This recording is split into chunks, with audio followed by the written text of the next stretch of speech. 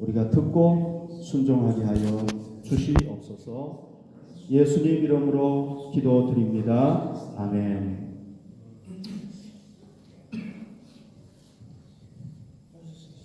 예수님의 제자들이 활동하던 그런 시대였습니다. 그때 이 거짓 교사들이 교회에 침투했습니다. 근데 이 거짓 교사들이요, 뭘 주장을 했느냐 하면 이걸 주장을 했습니다. 주께서 강림하신다는 약속이 어디 있느냐? 그러니까 예수님의 재림을 거짓이다. 예수님의 재림은 없다. 재림을 부인한 거예요. 근데 재림을 부인했던 근거가 뭡니까? 여기 보면은 조상들이 장으로부터 만물이 처음 창조될 때와 같이 그냥 있다. 이게 이 사람들이 그 재림을 부인했던 근거예요. 그러니까 무슨 얘기냐면은요, 예수님의 재림할 것을 믿고 그 잠들었던 죽었던 사람들이 너무 많이 있는데도 불구하고, 시간이 많이 지났는데도 불구하고 세상은 그대로 있는 거예요. 우주는 변하지를 않는 거예요. 그러니까 예수의 재림은 없다, 이렇게 주장을 한 것입니다. 그런데요, 여러분, 제자들이요, 예수님께서 곧 재림할 것이다 하고 임박한 재림을 주장했어요. 예수님이 곧 오실 것이다, 이렇게 주장을 했는데 벌써 몇 년이 지나갔느냐 하면은 약 30년 이상이 지나가 버린 때였어요. 지금 이때 이 베드로가 이 얘기를 했을 때. 여러분, 우리가 이 세상을 보면은요, 사실 예나 지금이나 별로 달라진 게 없어요. 그렇죠, 그죠? 달은 똑같이 움직이고, 지구도 똑같이 움직이고, 태양도 거기 있어요. 별로 달라진 게 없어요. 그러니까 우리가 어떻게 생각할 수 있느냐 하면은 이 우주는 계속해서 이렇게 진행될 것이고 결국 예수님의 재림은 없을 것이다, 이렇게 생각할 수밖에 없는 거예요. 자, 여러분, 만약에 오늘날 우리에게 예수님의 재림은 없다, 이렇게 누가 얘기를 한다고 그러면은요, 우리에게 훨씬 더 설득력이 있어요. 그게 왜? 이렇게 주장했던 사람들이 2000년 전에 이런 얘기를 했었어요. 그 이후로 얼마나 더 지나갔느냐?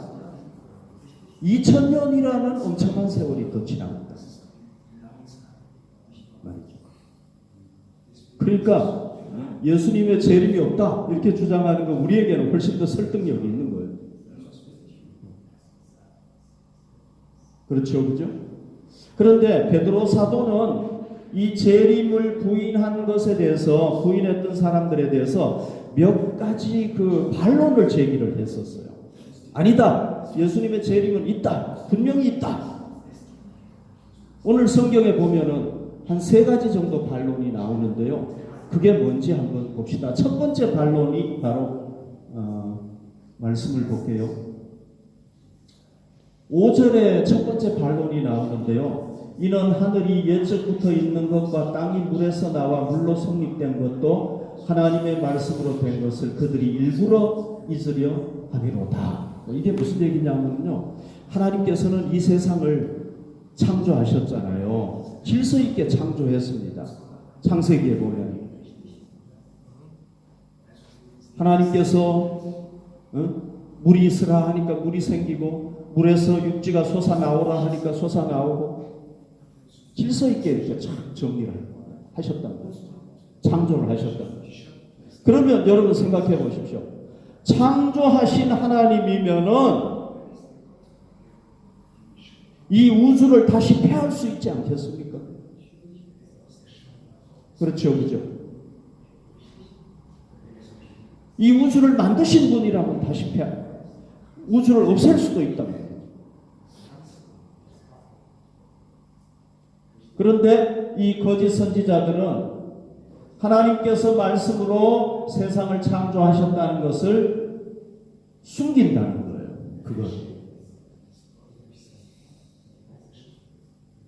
그거는 딱 숨겨버려요. 그 다음에 두 번째 근거가 있어요. 6절 보십시다.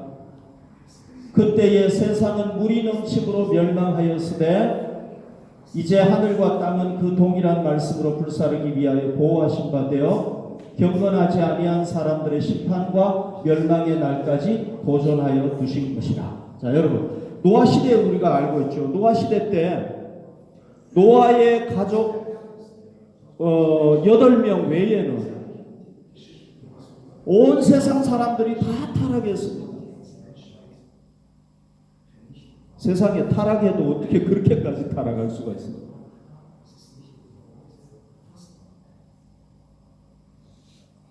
노아의 가족들만 의롭게 살았고 나머지 사람들은 다 죄짓고 살았습니다. 그러니까 막 세상에 죄가 막 가득 차가지고요. 이거는 진짜 눈을 뜨고 볼 수가 없을 정도인 거예요. 막 폭력이 난무하고 강간이 난무하고 막 세상이 너무너무 막 이거 정말 눈을 뜨고 볼 수가 없는 그런 세상이 된 거예요.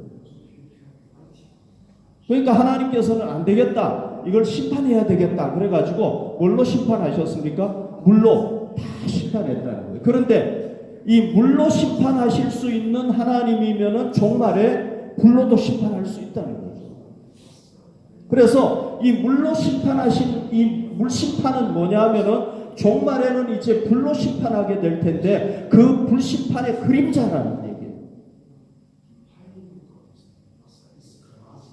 하나님께서 그러면은 왜 불로 심판 안 하고 지체하고 계시느냐? 그것은 하나님의 뜻이 있기 때문에 그런 거예요. 하나님의 뜻이 이루어질 때까지는 하나님께서 말씀을 통하여 이 우주를 보호하신단 말이에요. 보존하신다. 지키신단 말이죠.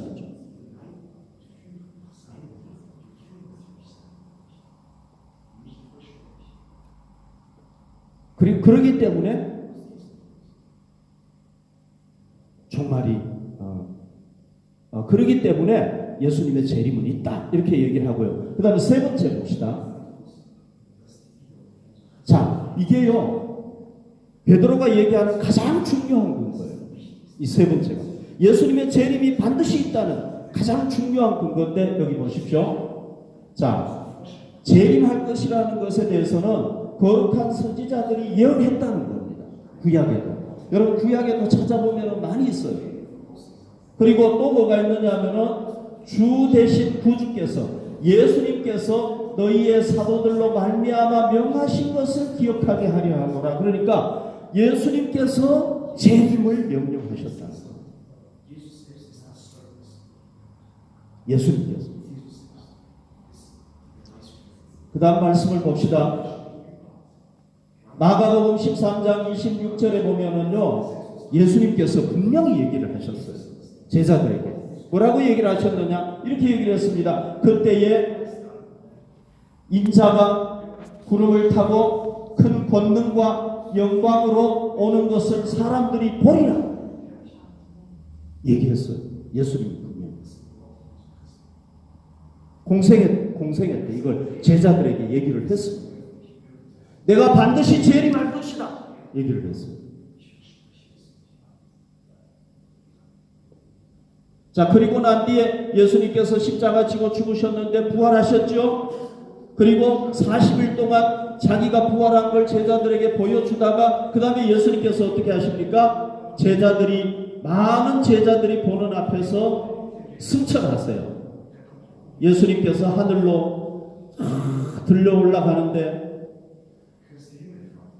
구름이 있잖아요. 구름 속으로 쑥 들어가 보니까 더 이상 안 보이는 거예요. 그러니까 제자들이 예수님을 이렇게 쳐다보고 있었어요. 예수님 그러면서 막 이렇게 쳐다보고 있었겠죠. 그죠? 그런데 쳐다보고 있는데 그 제자들 옆에 누가 있었느냐? 흰옷 입은 두 사람이 천사죠. 그죠? 천사가 서 있다가 이렇게 얘기를 했어요. 그 다음 말씀을 봅시다. 사도행전 1장 11절에 보면은 예수님께서 바로 승천하고 나는 직후에 갈릴리 사람들아 어찌하여 서서 하늘을 쳐다보느냐? 너희 가운데서 하늘로 올려지신 이 예수는 하늘로 가심을 본 그대로 오시리라.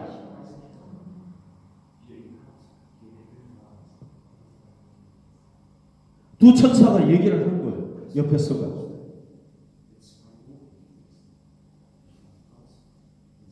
여러분 한번 생각해 보십시오. 베드로가 예수님의 부활과 예수님이 직접 승천하시는 걸 체험을 하고 그 다음에 천사가 이런 얘기를 하는 것을 들었다면 여러분 안 믿겠습니까? 재림을. 못 믿겠습니까? 믿을 수 있겠죠.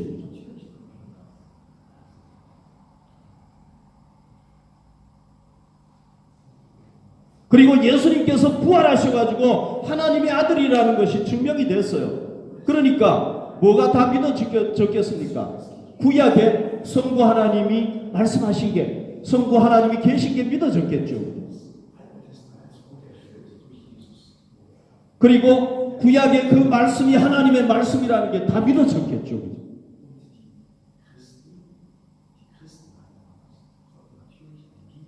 그리고 오순절날 예수님께서 승천하시고 열흘 있다가 오순절이 되었는데 뭐 120명의 머리 위에 다 불같은 성령님께서, 바람 같은 성령님께서 소리로 듣고 눈으로 다 보았단 말이죠.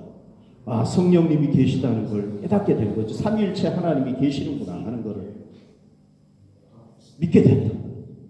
이게 생각해서 된 게 아니라 실제로 다 체험을 한 거예요.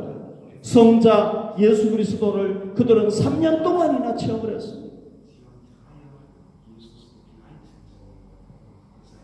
성자 예수님을 통해서 성부 하나님을 체험하고 성령님을 체험을 했습니다. 그런데 여러분, 이 베드로가 재림을 안 믿을 수가 있겠어요? 베드로뿐만이 아닙니다. 예수님의 12 제자들 다 뭘 체험을 했습니까? 예수님의 부활을 체험했죠. 예수님의 승천을 체험했죠. 그리고 다시 오신다고 하는데 어떻게 안 믿겠습니까? 초대 예루살렘 교회는요 3,000명, 나중에는 막 5,000명 막 이렇게 성장을 했는데 이 사람들도 집단적으로 다 예수님 재림할 것을 다 믿었어요. 어떻게 그들이 다 믿을 수 있었겠습니까? 얼마 전에 예수님께서 부활하시고 승천하신 사건을 본 사람도 있고 제자들을 통해서 듣고 하니까 믿을 수 있어요.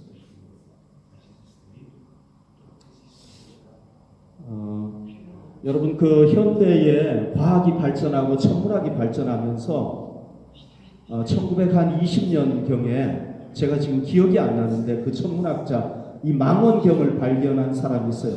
특수 망원경인데 이걸 발명을 해가지고 천체를 쫙 관측을 해보니까요 뭘 발견해냈냐면은 우주가 막 팽창하고 있는 걸 발견을 한 거예요. 그런데 또 놀라운 건 뭐냐면은 이 우주가 팽창하다가 어느 순간에 가면은 점점 줄어든다는 거예요. 그래서 나중에는 사라져요. 그래서 우주의 근원을 거슬러 올라가 보니까 처음에 뭐가 나오느냐, 빅뱅이 나오는 거예요. 팍 폭발하면서 우주가 시작이 된 거예요. 그러면서 커졌다는 거예요.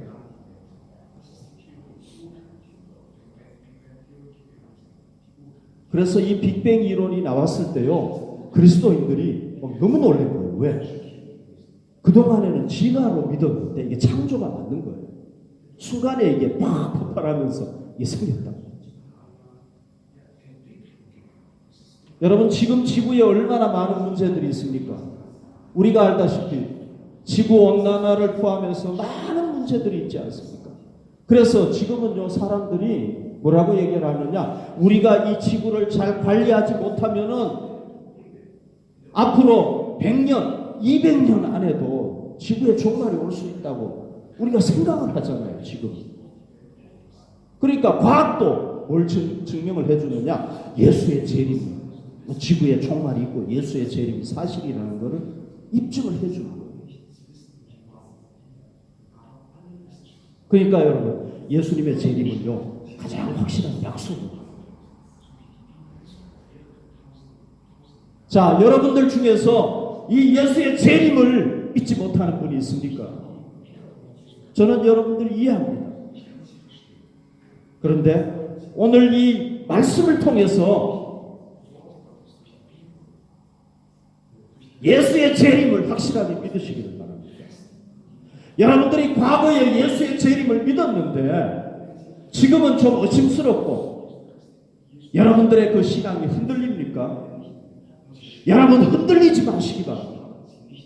여러분들의 신앙을 이 성경의 말씀 위에다가 굳게 세우고 흔들리지 마시고 의심하지 마시기 바랍니다. 그 다음 말씀을 봅시다. 베드로는 이렇게 얘기를 했습니다. 먼저 이것을 알지니 말세라는 건 뭡니까? 예수님께서 오시고 난 뒤부터 예수님께서 재림하시는 그 전체 기간을 말세라고 얘기를 하는 거예요. 우리가 잘 알듯이.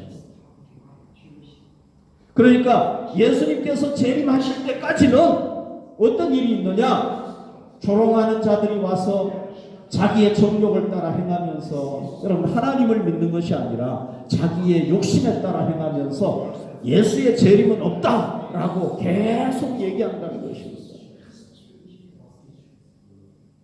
그러니까 우리 시대에도 그런 사람들이 있고 여러분 얼마나 많이 있습니까?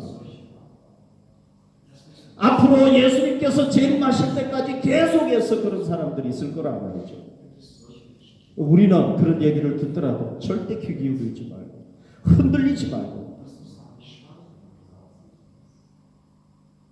아니야, 예수님은 재림하셔. 우리가 한결같은 믿음을 가지고 나아가십시다.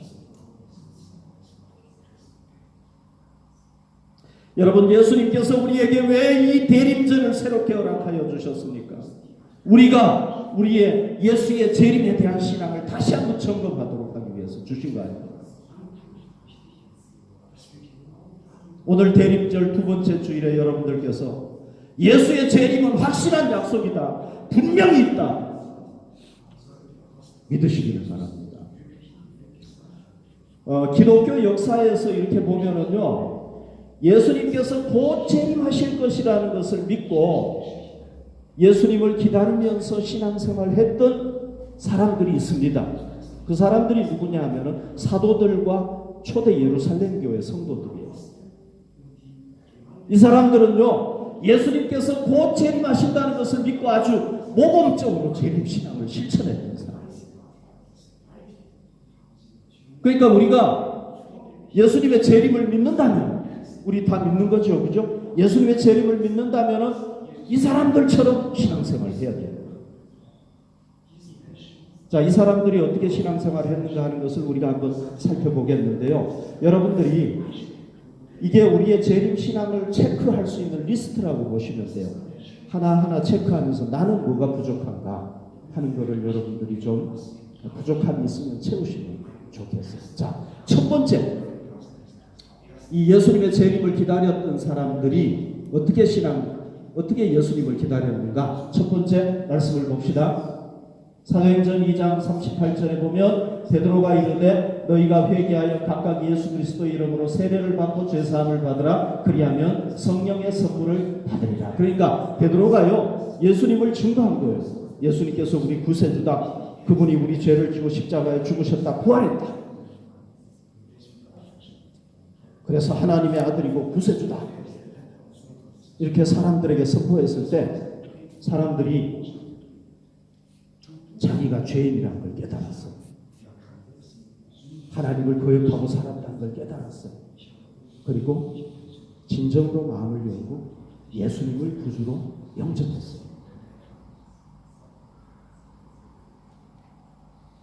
그리고 난 뒤에 이제 세례를 받았겠죠, 그죠?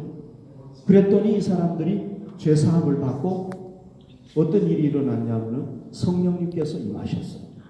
그래서 성령님의 인도하심을 따라 살게 됐습니다. 그러니까 재림을 기다리는 성도라면은요, 첫 번째 뭐 해야 되느냐 하면 진정으로 예수님을 구주로 믿고 거듭나요. 그리고 거듭났으면은 이제 성령님의 인도하심을 따라 살아야 돼요. 이 사람들은 그렇게 했어요.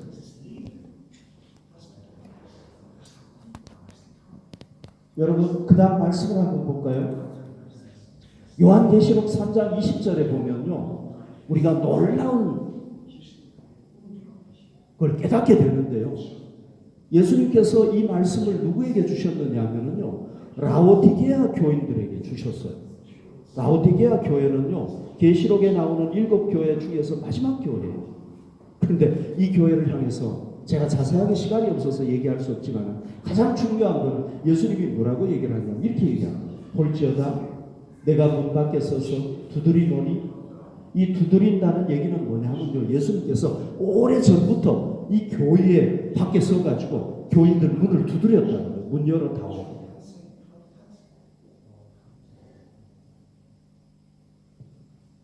누구든지 내 음성을 듣고 문을 열면 내가 그에게로 들어가 그와 더불어 먹고 그는 나와 더불어 먹으리나. 지금도 문을 두드리고 계시는 거예요, 예수님께서. 왜?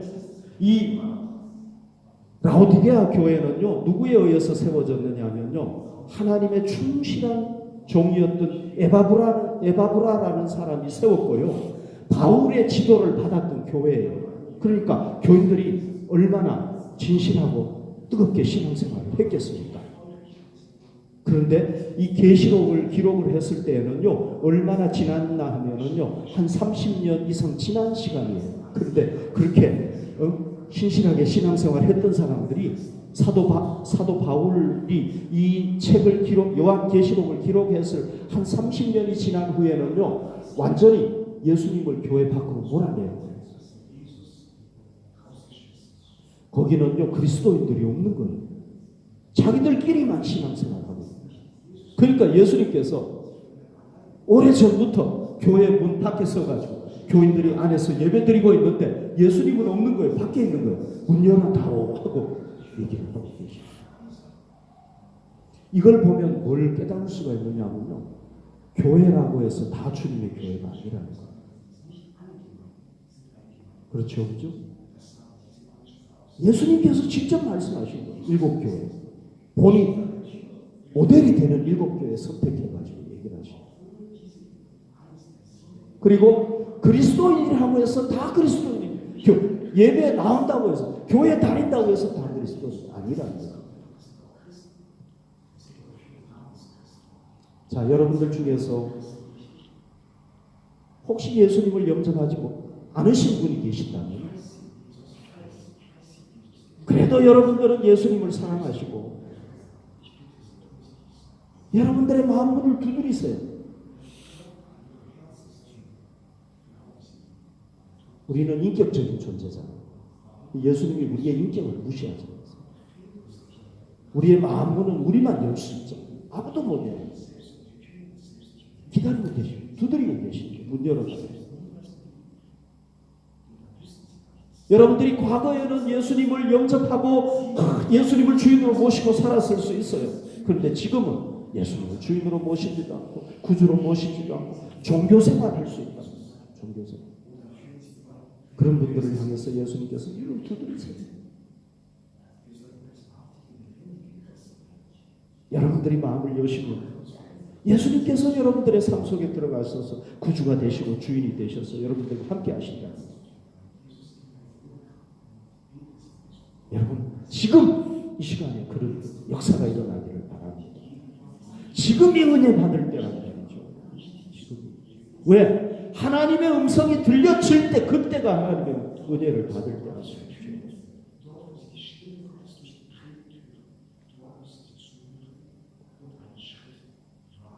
여러분, 이 예수님을 나의 구주로 영접하고 성령님의 인도하심을 따라서 사는 것은요, 제가 늘 얘기하다시피요, 이게 옷에 첫 단추를 끼우는 거하고 똑같아요. 제가요, 이 옷에 첫 단추를 잘못 끼워버리면 그 다음 단추 아무리 잘 끼우려고 해도 소용이 없어요. 우리 기독교는요, 도 닦는 게 아니에요. 고행하는 게 아니에요. 예수님을 구주로 영접하고 거듭나는 게 기독교예요. 그러니까 이게 안 되면 안 되는 거예요.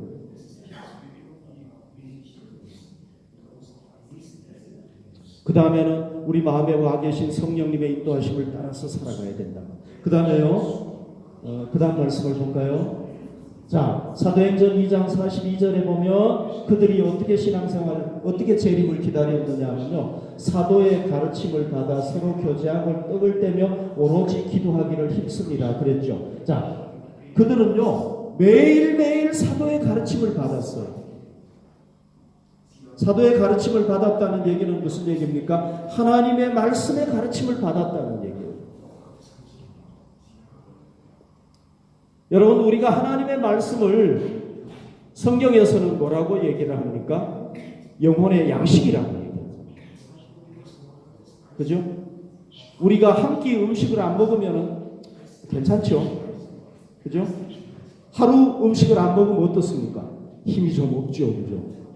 일주일 안 먹으면 우리는 아무것도 할 수 없어요. 말씀도 마찬가지인데요.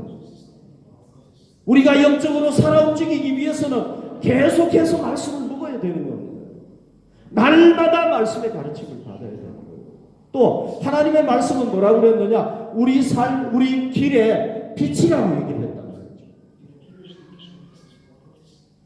우리 앞길에 빛이 있으면, 등불이 있으면 우리는 바로 걸어갈 수가 있는 거예요. 그런데 등불이 없으면 걸어갈 수 없단 말이죠. 어떻게 됩니까? 등불이 없으면 우리가 가다가 넘어지고 구덩이에 빠지고 다치고 깨지고 막 이렇게 된단 말이죠. 그러니까 날마다 우리가 뭐 해야 되느냐? 하나님의 말씀의 가르침을 받아야 주님 나라에 갈 때까지 우리가 도달할 수가 있다. 안 그러면 넘어지고 깨지고 쓰러지고 잘못된 길로 가버리고 막 이렇게 된다는 거예요. 자, 여러분들 날마다 하나님의 말씀의 가르침을 받습니까? 날마다? 뭐 하루 정도 혹시 우리가 바빠가지고 못하는 거는 뭐 어쩔 수 없지만 이틀 못하고 3일 못하고 그러면 우리는 이제 영적으로 시름시름 앓게 되는 거예요. 일주일 못하면 완전히 이제 병드는 거예요. 여러분 한 일주일 동안 하나님 말씀 안 먹고 살아보십시오. 우리가 진짜 막 우리 삶이 막 무질서가 되고. 그 다음에 또 중요한 건 뭐냐면 이 사람들이요. 오로지 기도하기를 힘썼다. 그러니까 기도가 해도 되고 안 해도 되고 이게 아니에요. 오직 기도에 힘썼다. 이 초대 예루살렘 교회의 전통이 뭐냐? 사도들부터 120명부터요. 나가 다락방에서부터 막 기도하는 일에 생명을 건 거예요, 이 사람들. 오로지 기도했다는 게 뭡니까? 기도에 힘썼다는 얘기잖아요. 기도에 올인했다는 얘기예요. 여러분, 기도는 영혼의 호흡에 비유하지 않습니까? 그죠? 우리가 호흡을 안 하면 어떻게 됩니까? 한 1분 정도 호흡 안 하면 우리는 숨을 못 쉬게 되고 죽게 되죠. 그죠? 점점 안 하면. 마치 이 기도가 뭐와 같으냐? 호흡과 같다는 거예요. 그러니까 우리가 이 기도를 통해서 뭘 하느냐? 하나님과 교제하는 거예요. 네. 기도를 통해서. 그리고 기도를 통해서 모든 하나님의 은혜를 다 받을 수가 있어요.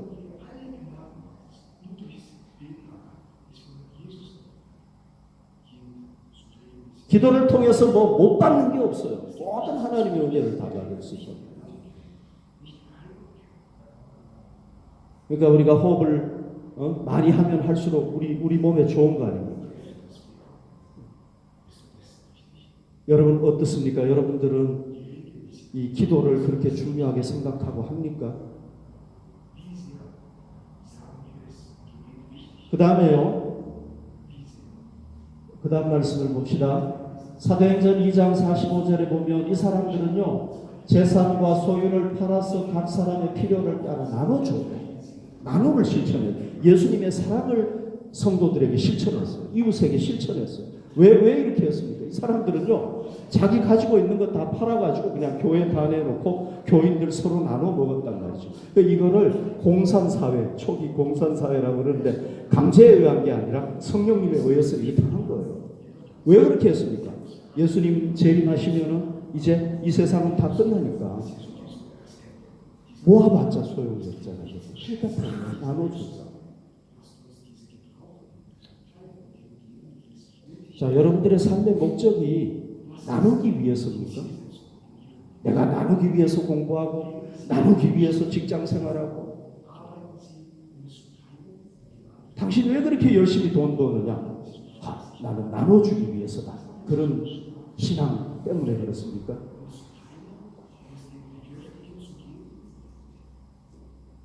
진짜 여러분들은 나눕니까? 저와 여러분들이 한번 생각해 봅시다. 재림의 예수님을 믿는다면 예수님은 진짜 자기 생명까지도 다 나눠주셨잖아요. 우리가 나누는 삶을 사는 거. 여러분, 우리가 나누는 삶을 사는 게 정말 힘들어요. 내 걸 나눠주는 게 얼마나 아까운 겁니다. 우리의 한 달의 삶을 결산해 봤을 때 우리 얼마나 나눠주는가 한번 생각해 봅시다. 그리고요, 그 다음 말씀 사도행전 2장 46절에 보면 날마다 마음을 같이하여 성전에 모이기를 힘쓰고 집에서 떡을 떼며 기쁨과 순전한 마음으로 음식을 먹고, 이제 그 다음 말씀에 보면 하나님을 찬미하고 그랬거든요. 그러니까 이 사람들은요, 예수님이 재림하시니까 재림하시면은 이제 하나님 나라에서 하나님을 날마다 찬양하는, 날마다가 아니라 계속 찬양하며 살잖아요. 그죠? 계시록에 보면. 그런데 하나님 나라에서만 찬양하고 예배 드리는 게 아니라 우리가 벌써 이 땅에서도 벌써 하나님께 예배 드리고 찬양 드리는 삶을 살아야 되고. 그러니까 이 사람들은 주일날 예배 드리는 것은 물론이고 매일 집에서도 모여가지고 하나님께 찬양 드리고 교제하고 이렇게 했단 말이에요. 자, 우리가 그분들처럼 매일은 그렇게 못하지만 그래도 우리 일주일에 한 번 주님의 날, 그죠? 하나님 앞에 나와가지고 우리 최상으로 예배 드리도록 노력을 해야 되겠죠. 여러분, 우리가 사실 대부분의 우리 성도들이 우리 일주일에 한 번 주일에 예배, 이 시간에 나와서 우리 예배 드리잖아요. 그죠? 그러니까 우리 지금까지도 성실하게 예배 드렸지만 내년에는 더 우리 이 한 번 드리는 예배를 우리가 정말 최선으로 예배 드립시다. 예배 순서 맡으신 분들은 일주일 동안 기도로 준비하시고, 그래서 비록 헌금 순서지만 헌금 이 주머니 들고 한 번 왔다 갔다 하면 되는 거 아닙니까? 그죠? 그래도 기도로 준비하고 최선을 다해서, 그래서 정말 우리의 예배가 하나님께서 인지하시고 받으시는 예배가 되도록 우리 한번 만들어 봅시다. 그렇게 해 봅시다.